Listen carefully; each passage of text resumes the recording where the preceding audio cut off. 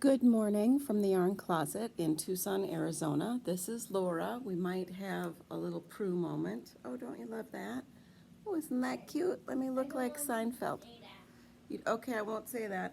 But I actually brushed my hair this morning. It's like 6 o'clock. Please don't say Would you like to come say hello to the people? Yarn Closet AZ on Instagram and Ravelry, TheYarnCloset.com, and you can reach us at The Yarn Closet at Yahoo. I want to do these. I want to do these. You want to crank? No, I want to do these. You are doing these. We are. You're talking with My me. own one. No, you can't do your own one because that's not right for kids to do that. Why? Because a kid can be in a yarn podcast, but that's it. We're not doing crazy stuff like some of those people. I want to do one like that. You can just do this one. You can just say hello to the ladies that know Mommy and Grandma. No? Say bye, ladies. They think you're adorable. Oh my God, don't ever let them see anything on YouTube. They will find their way to God knows what. And, yeah. Oh my God. Good gravy, Batman. Anyway, this is what you get when you have to cut your own hair, because it takes 16 people to get you to the hairdresser. It's ridiculous. Anyway, the Yarn Closet. It's just me today. It's just short today because it's almost officially monsoon season. Tucson is surrounded by mountains. So we're in this valley surrounded by mountains, which means it can be raining at my house and 5 blocks away, my mom's not getting rain. It's ridiculous. It's weird. And monsoon season is supposed to be July and August. The ground here, because we're desert, is caliche. It's sand and rock. So it's really, really hard. So when it does rain, and it rains substantially, it doesn't just soak in, it just runs across. That's why we have these things called washes, which look like dugout culverts that have been cemented over in a lot of places. It's because it's a river that runs only when it's raining. That's a wash. So we will get half an hour of rain a day during monsoon season, but it'll be so hard that those washes will run and we will flood crazy. 15 minutes, and my backyard can have 4 inches of standing water. So, in preparation, when the weather is building for this monsoon season, the pressure in our little area of Tucson surrounded by the mountains is really weird. So for people like us who get a lot of migraines and other headaches, they can be really bad. And now, since the doctors won't give you any pain meds,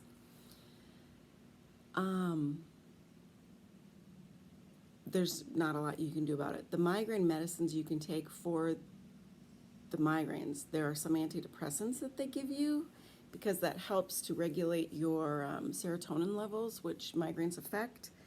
And there are some other things like Imitrex and whatnot. They sort of help, but you feel like you're in a bubble, and sometimes the side effects can be so much worse than if you could just take like half a pain pill, especially if you're like us and you don't have to drive anywhere.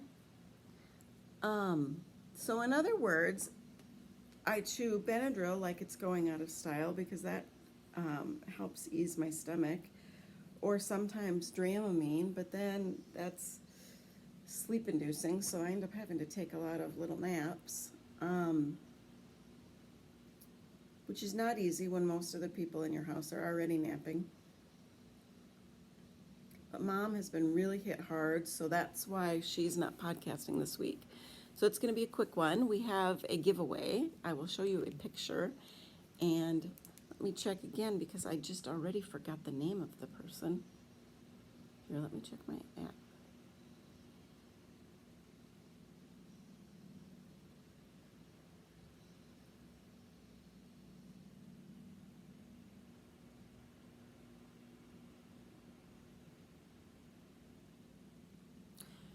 Okay, I thought I knew, but now I checked again, and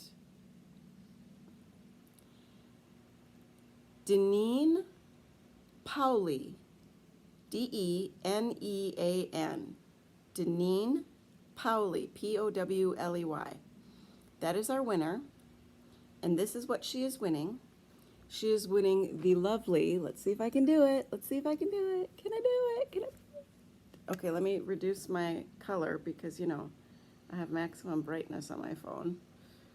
Oh yeah, that did it. Goodness, I'm getting so technologically crazy.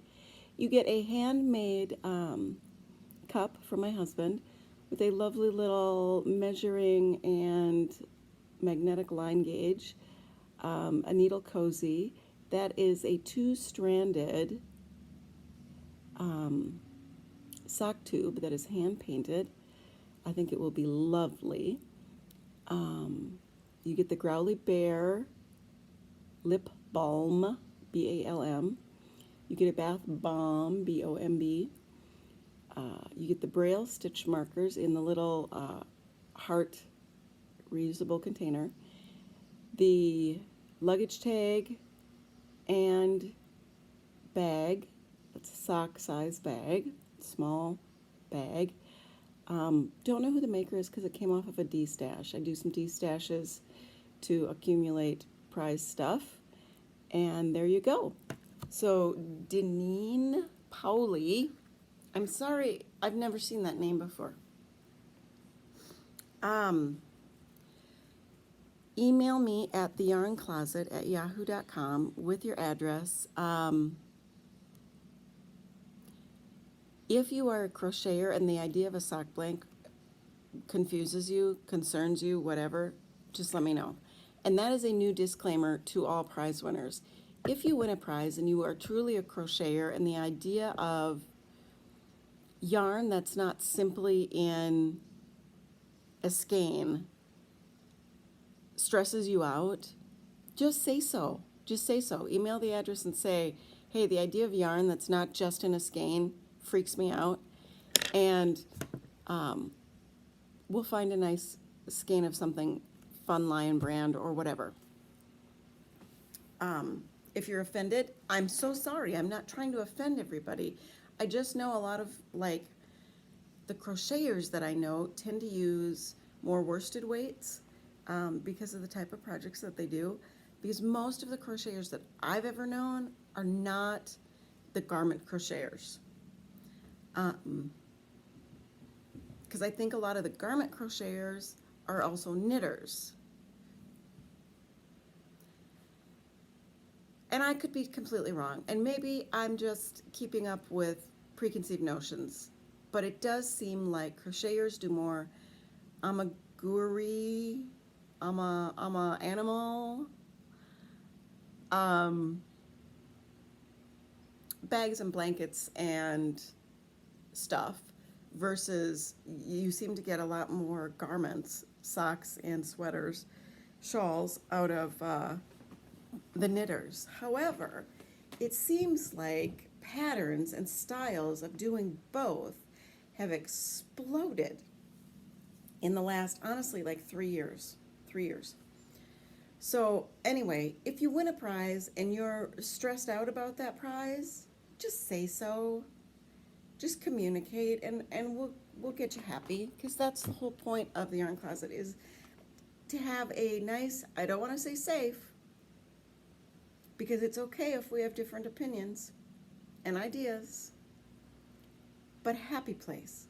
A place where we're not trying to hurt each other, where we're looking with our hearts first, and we're trying to bring some yarn joy into each other's lives. That's it. That's the goal. It's the whole point. I'm not here to make money. I'm here to have some digital friends because apparently real life friends is a hard thing to do when you're housebound. And I feel truly blessed that some of you have been so encouraging and coming out of the woodwork saying, yeah, people don't know, but I'm also visually impaired. I have what's called low vision or blah, blah, blah, blah, blah.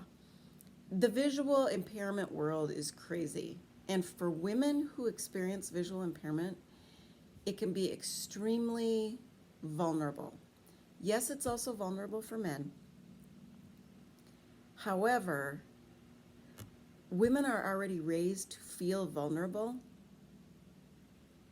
We don't raise our little boys and say, make sure when you park your car, you're parking by a street light and you always stay in a lighted area and that there's always groups of people walking you to your car. We rarely do that. But we raise our little girls and kind of set in seeds of concern and fear. So then when you go through something like a disability, it becomes one extra level of vulnerability. I mean, I was terrified when I actually got the letter that said, oh yeah, your tests confirm you are legally blind. These are your numbers, blah, blah, blah, blah, blah. You see about 5 degrees and 15 degrees of vision, so a combined 20 or less, and you're at 2400 in one eye and 2100 in the other eye, and that's with correction. And that was 12 years ago. So it's worse now. I was terrified. And then I had a baby, and all of a sudden I thought, I can't protect this person in public. I can't protect myself in public. I can't cross the street.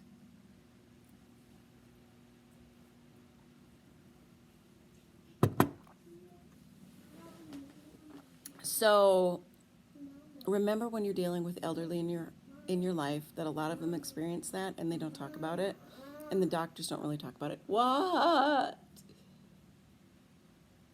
do you need? I'm podcasting. It's going to be a few more minutes and then I'll be done, I promise. Are you hungry?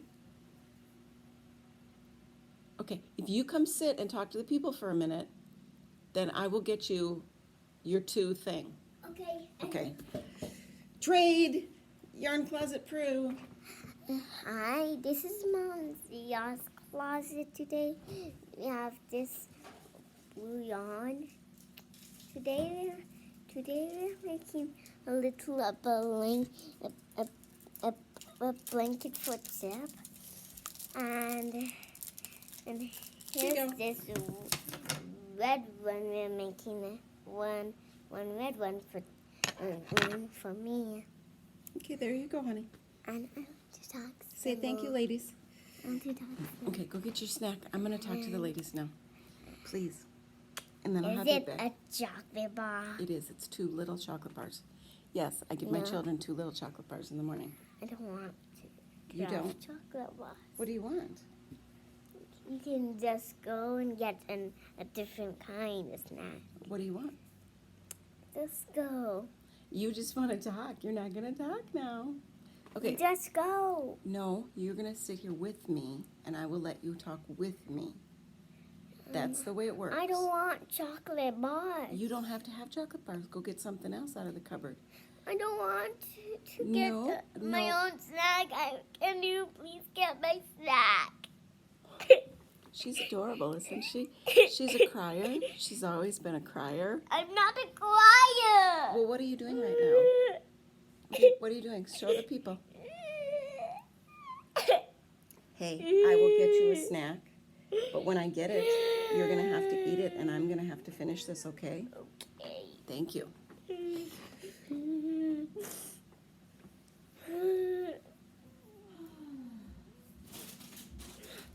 This? No. This? No. You can't say no to everything. I know, Mom. This? Yes. 3.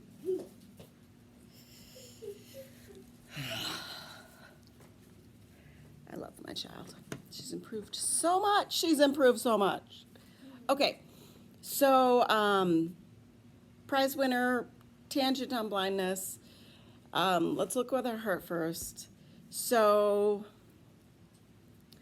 these are not little blankets for Chip. These are testing pieces for shapes for shawls because, as many of you contacted me last time, here is the completed shawl that's in for tech editing right now.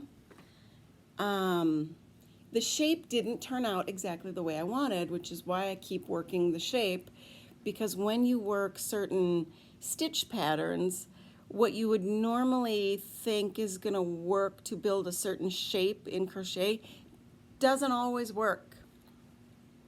So here we go, and I will have it back hopefully within 2 weeks. And then I'm going to send the pattern out to a few people to test. And I'm going to start doing this more and more as I write up some patterns, because I do a lot of my own patterns. I just never write them up. And the reason I do that is it's difficult to read. Yes, I'm smart. Yes, I can read. But it is physically difficult to read at times to follow patterns. So a lot of times I will find stitches or stitch repeats that are easy, kind of read through the pattern to get an idea of what's going on, and then I will work it out in my own way so I can just remember it and I don't have to physically read it. And a lot of people have said that I do pretty things, but they could never do it because it looks too complicated. Well, trust me, most of them are not that complicated. So I decided to start trying to share that and see if it is helpful to anyone else. So if you want to get on the list of testers for crochet or knit, email me at TheYarnCloset@yahoo.com. Let me know if you crochet or knit or both, and I will send you out some information. So this is the first one that's going to be test knit. The emails are going to go out in about 2 weeks. The test knitting period for something that's this size, which is not huge and size-wise did not turn out quite the way I wanted it to. But I'm thinking 3 weeks to a month, because everybody's life is paced differently. And this is the thing that a lot of people don't know if you've never been involved with the pattern making process, is it can take months for someone to get the pattern the way they envision it, and then it can take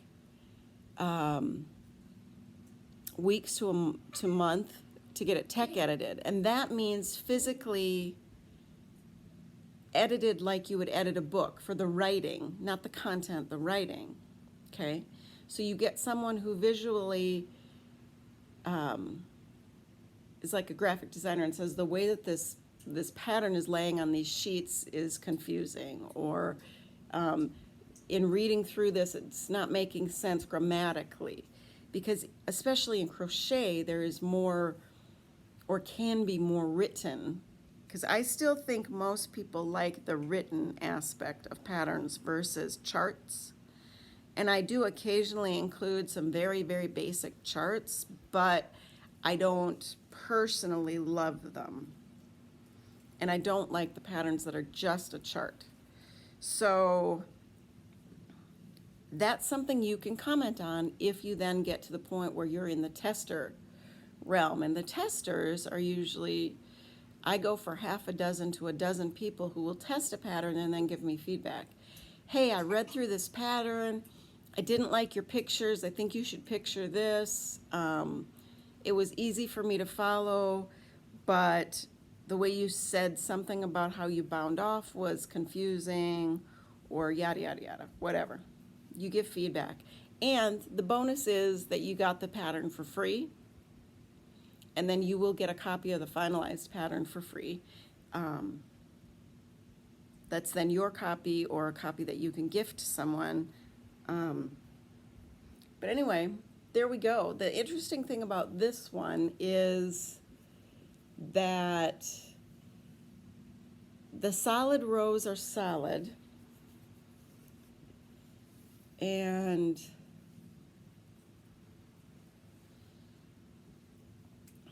how was I thinking about saying this the other day?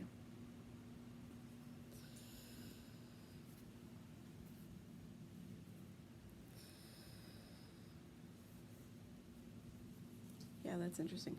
So anyway, this is very interesting. There is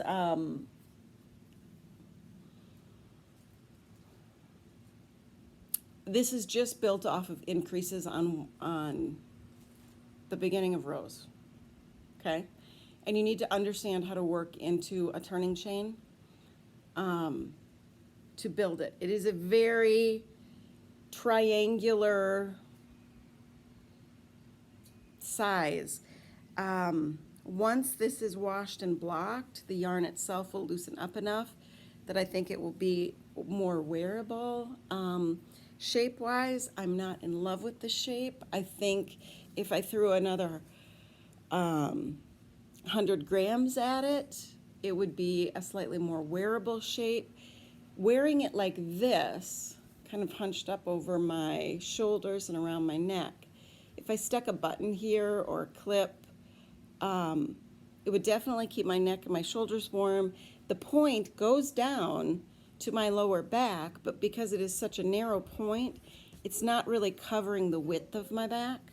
However, if I made it longer, yes, you'd have this long point dragging down around your butt, but your back would be covered more. And if I go here where there's no bunching, and if I were to have a shawl pin or something, then much more of my back is covered for warmth. I notice here in Tucson, with the air conditioning at places, it's nice to have something that's just over your shoulder when you're at a restaurant, but your arms are free, but your back is also covered, because a lot of times where you're sitting or the chair is open for more airflow. So anyway, that's the deal. Could you pin it behind and have it go completely under? Yes, you could. Some people do that, some people don't. Okay, remember I said only 3. Did I say 3 or 4? 3. So only 3, and then I want that bag back up here. So that is the whole editing thing, and this is crocheted.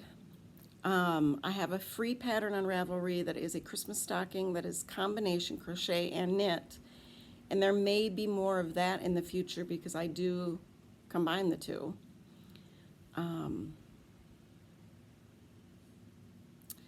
So that's the deal. I do believe I am coming up with something that is a little bit more asymmetrical in shape with this stitch design.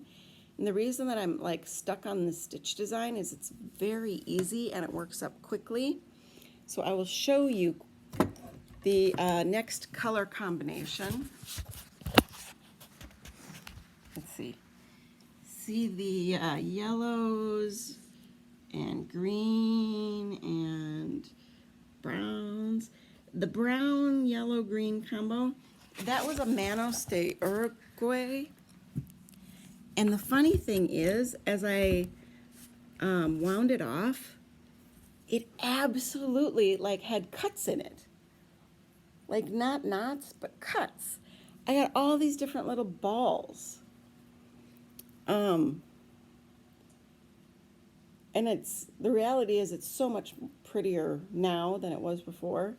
So these are the 3 colors that I'm going to work with. And I think that one of the things that you've got to really play with to make things like shawls fun and exciting for people to get is those little pops of color. Because honestly, I will look through, okay, I think this was 25 grams. Then this middle section was 100 grams. And then this final section was 100-gram skein that said it was a DK weight. Okay. This one is a DK weight from Lolo Did It, so I know that that's really DK. This was fingering, so I just doubled it, and it about equaled here. So the weight and the density is very similar. This one was not DK. And a lot of times you'll get a light fingering, you'll get a light DK, it's really more sport, or you might get a sport that's more fingering.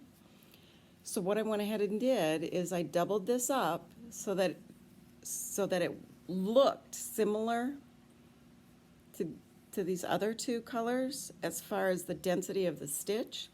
And all I did was move my crochet hook up from a 5.5 to a 6 millimeter.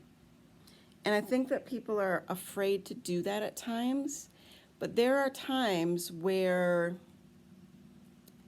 if you're making a sweater and it's got those waist shaping rows and you really don't want to deal with decreasing and then increasing again just for those 6 or 8 rows to get that little bit of tug in the sweater, one thing that I learned to do in crochet that I don't see done very often in knitting patterns is instead of doing those decreases and increases, because when you pull in the fabric on a sweater at the base, it just helps it hang better, it helps it not balloon. So every other row for like 10 rows, instead, I'll use, instead of my 5.5 millimeter needle, I'll use a 5 millimeter needle. I'll just switch needle sizes, and that just pulls it in. And honestly, visually, you're not seeing that huge difference, but you're getting enough of a difference in the fabric that it also works. And that's something that I hope to talk about and highlight in some of the patterns that I do, because I think there are those tricks for people who struggle as you get older and you lose your sight or you lose your feeling in your hands. And certain things just become more challenging, more difficult. There are other ways around it. I just don't think that they get highlighted enough. And I think one of the reasons why I know some of them is because, without sounding obnoxious, I know people, and I communicated for years with people who aren't from the United States. I think people from the United States tend to rely very much on the pattern, and people from other countries tend to learn more and understand more the kind of science behind the craft. So anyway, I don't think you'd ever know that the black was done in a 0.5 millimeter different hook, because it looks almost the same. It doesn't really feel any different. And it's a great way to utilize your yarn when it turns out to be not exactly what you thought. And when you have to purchase from home and you can't go feel and see, that's what you get a lot of the times.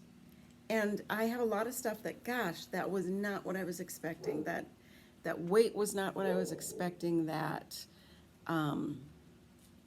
color was not what I was expecting. And then it sits and I have to figure out a way to use it and make the best of it, because fixed income. And everybody's going to get there someday. So, so there you go. Email me. Prize winner, email me. I have a bunch of sock yarns that are going to be cranked into tubes, and I'm going to do some pictures. I'm going to post on the website so that they will be pre-cranked tubes, already ready to go if you'd like to purchase them. Most of these are Premier 50-gram skeins, so it will be a cranked 50-gram skein for $20. That includes shipping, and you will get a sock tube. Most people can do a shorty sock out of a 50-gram skein, adding in their heels and toes and cuffs. If you think that is a ridiculous idea and you think I should sell them in 100-gram sets, then let me know, and let me know what you think the price point should be. Because most of the time, and I did purchase these prior to getting my sock machine, it would run $28 for the 100-gram skein, $15 for the cranking service, $5 to $7 for shipping. So now you're at $50 for a 100-gram skein that's cranked just to experience what this is. And for me, I think that's a little,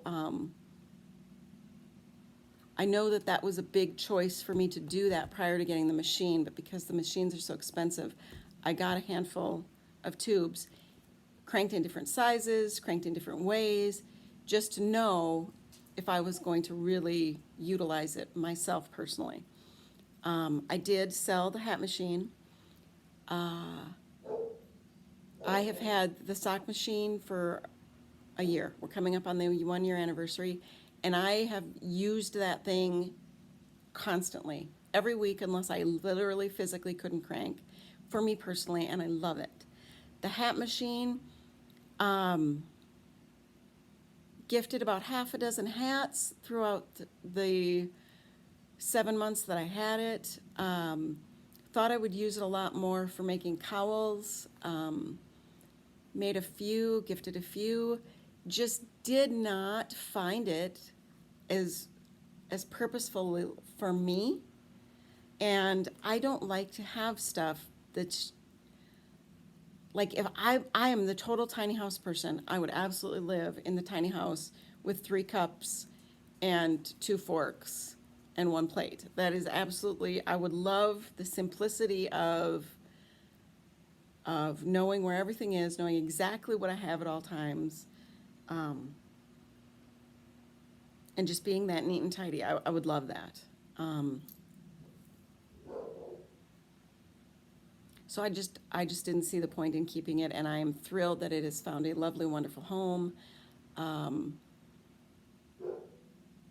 So nobody feels sad for me, because I don't. And I'm so excited to delve into this sock tube thing and see if anyone really has an interest, because